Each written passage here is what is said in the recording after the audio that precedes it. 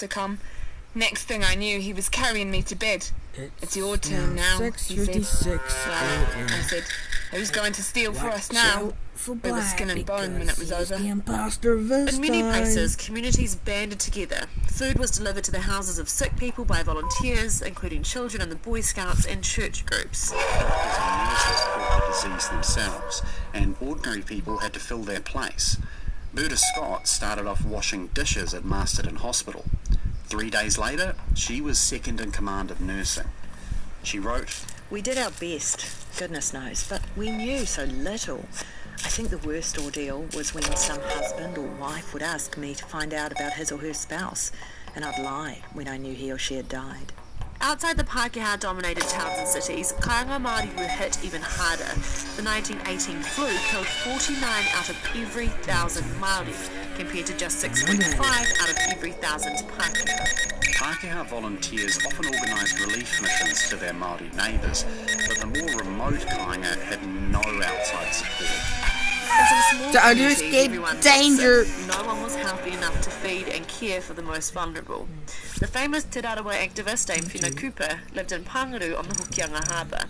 She was pregnant when the flu hit. She later said this about the experience. I was the only one that came through out of all the ones that were pregnant.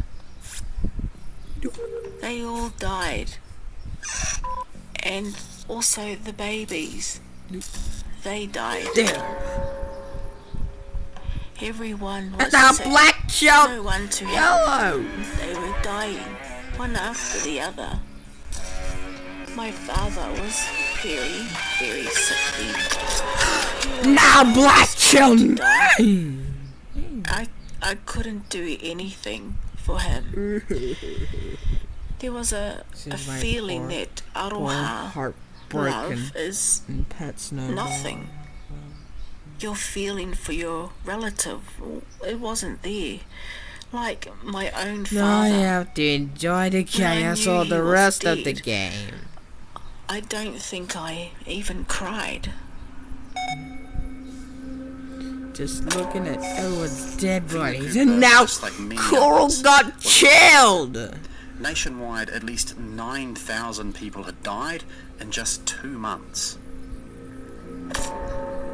But New Zealand's worst legacy from And now White got killed, and now Tam got killed. New Zealand soldiers captured Western Samoa from Germany early in the First World War. Military administrators failed to maintain a quarantine, then doubled down on that failure by failing to support sick Samoans. It's estimated Hunt the imposter. 8,500 people died. More than 20% of the entire Samoan population at the time. Last Many of them victim. are buried in a mass grave right in the centre of Apia. We'll talk more about this incident in another episode of the Aotearoa History Show. One thing did come out of the 1918 flu pandemic, a major review of New Zealand's healthcare system. There was heavy criticism for the government's lack of preparedness. One doctor, David Lloyd Clay, who had experience treating flu outbreaks overseas, described the health department as helpless and wholly unprepared. Clay and other critics focused on the failure of quarantines, which could have stopped the disease reaching Aotearoa in the first place, or at least preventing it from spreading so quickly. In response, the health system was completely overhauled. In fact, many of the laws used to combat COVID-19 were first written in the wake of the 1918 flu. For example, the health minister was given the power to close down public events and private businesses, and to requisition food and medicine for patients. Voluntary organisations like the Red Cross and St John Ambulance were bolstered with government funding. But historians such as Geoffrey Rice say the most significant change was the establishment of the Division of Māori Hygiene, under the leadership of Te Rangihiroa, one of those Te Aotea graduates we mentioned earlier. The division was chronically underfunded, but it made significant improvements to the health of Māori communities, effectively scaling up the Young Māori Party's healthcare policies. It sent Māori nurses and doctors into Kāinga and gave advice on reducing the risks of infection.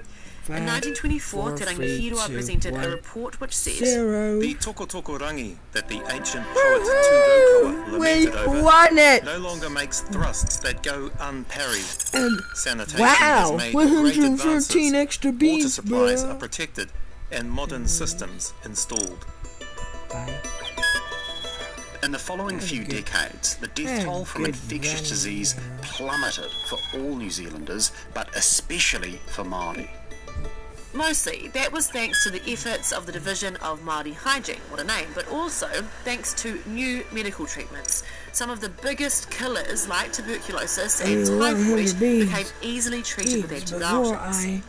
There have still been other outbreaks of disease, like through much of the 20th